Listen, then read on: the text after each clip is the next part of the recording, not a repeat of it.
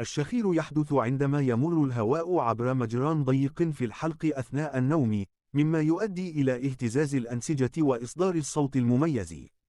الأسباب الشائعة تشمل الارتخاء الزائد للعضلات أثناء النوم، خاصة بسبب التعب أو تناول المهدئات، انسداد الأنف نتيجة للحساسية أو الزكام، زيادة الوزن التي تؤدي إلى تراكم الدهون حول الحلق، وضعية النوم، حيث يزيد النوم على ظهرا من احتمالية انسداد المجرى التنفسي.